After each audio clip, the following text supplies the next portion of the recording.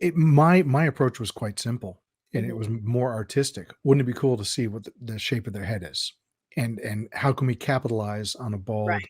Klingon? And should we then reverse engineer the potential success of the aesthetic into a narrative? And that is they're military and they shave their heads kind of thing. And there's all sorts of justifications. I think it's very important that you don't justify post, Right. justify in response to negative response. Um, you should have a vision going into it. And it was a clear vision. And for the most part, I think they were a successful variation. Um, I liked where they went, and so when we got to Discovery, because of the responses that I'd personally heard about, oh, bald Klingons, we don't want to see bald Klingons never existed. It's like, they did. Christopher Plummer. I know, Yeah. um, which is really cool that his daughter ended up in Star Trek. But when we were doing Discovery, Brian Fuller had mentioned a variety of things that were of interest to him with respects to Klingons. And some of them were like crazy out there, which I love. And other stuff was as simple as maybe we have their eyes a little wider apart and they're bald, and some have albinism for the purposes of the narrative. And so there's like, oh, and the most important thing that Brian Fuller told me and introduced to the concept of the Klingons was that I'm going to destroy. My apologies, Brian, if you ever hear this. I'm paraphrasing, but he wanted them to be self-aware, Mhm. artistically, culturally, and he wanted the vibe of particularly the male environment to feel like that of a gentleman's club, not a strip club, gentleman's club, but like a gentleman's club, smoking room kind of thing. And I thought, ooh, that's pretty cool. And he brought up the notion of, I think Art Nouveau was thrown out there as an idea. Um, Islam in terms of textiles. There's just a Right. lot of That different makes sense, stuff. though. Yeah, and I ran with all of that, and that's where I kind of introduced the idea of using, for the torchbearer in particular, ancient alien concepts for the not the shape of them. I would say George Tsakakis is. Yeah, yeah, and that's the thing is that you these motifs Mhm, should not apply to the biology of the Klingons, mhm. but we started applying it, and it drifted and changed and turned into what it is.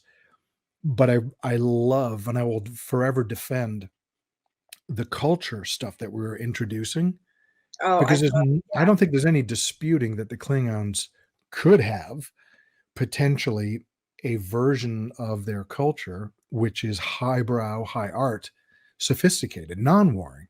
Well, that's it has happened. Again, I'll reference Christopher Plummer. Mhm. I mean, he was hybrid. He's quoting Shakespeare, and his wife was so elegant, and she Yep. always wore the jewelry and refinery. It just that spoke highbrow to me, absolutely. I thought what you guys did culture-wise was phenomenal because the Klingons do have such a rich history and fictional as it is, but they've really put a lot of work into that, and to be able to have that brought out and see it, it just adds to it. I thought that was nicely done. Well, thank you, and that's to everyone's credit, a lot of minds involved. But Mhm, the hardest thing is when Star Trek first happened in the '60s, mhm. there's no way I think that Roddenberry, etc., said, "You know what? This is gonna be so successful. It's gonna last for years and Yeah, years and years and years and it years and lasts. be so expansive." So what happens is icons are built. So let's go with Vulcans for a second as a reference. So you got Spock, Mhm, and he's got a particular hairstyle and mhm, makeup and ears, which were not the same episode one as they were a few episodes later. mhm. And so that then became the look of a Vulcan. And then there were other Vulcans introduced.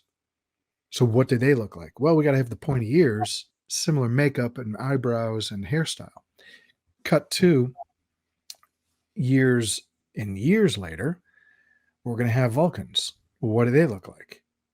Well, they're going to have the same hairstyle. And I believe hairstyles change. So, but that is what makes a Vulcan in the zeitgeist of the audience. So and we did this as an experiment just on paper, where I was doing Vulcans, and let's explore hairstyles that are not this. Mm-hmm. And longer hair, which means you've covered the ears. So the only thing you had was a little bit of a peak to the eyebrow, but the hairstyle just completely changed it, took it out of being Vulcan. But at the same time, I felt like, yeah, but that's life. That's kind of what you have to do unless the Vulcan genetic is coupled to hairstyling somehow, and it never changes. So, you look at choices of costuming and choices of hairstyling. They're iconic because that's what we know them to be.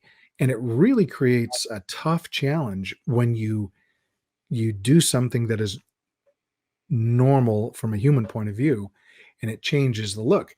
It's kind of like Andy Warhol. Mm. Let's say he dyed his hair black and he didn't wear glasses. Well, that's not Andy Warhol to Right. us. There's only one version of Andy Warhol that we know. And that goes with a lot of people who choose to create, fabricate, and sustain an identity. You are known for that. And I think that that's valuable, I guess, if you're trying to create an identity, but dangerous because it means you're kind of a one note Right. thing. Yeah. It's tricky, and I understand it, Mhm. but I often struggle from an artistic point of view. It's like, well, they're not going to all have the same hairstyle. It's like the Bajorans, they got that Yeah. specific thing, which I was so ready to do a Bajoran earring. And then I thought, well, wait a minute. What, do they all wear that same earring? Would it be the same? And then you can kind of reference. I mean, just take a look at our new king and queen of England. They went through a process that's so old and so traditional. All the accoutrements that were used in the process, the staff, the this, the that, it's iconic. It has not changed. So you can reference certain things and say, even though it's been hundreds of years, we're still doing it today in a first world country. Mm. So it's plausible, Mhm. but again, it's a balance. And at the end of the day, all that matters is we entertain audiences and they enjoy what they're experiencing, or we challenge them in such a way that they embrace a potential change.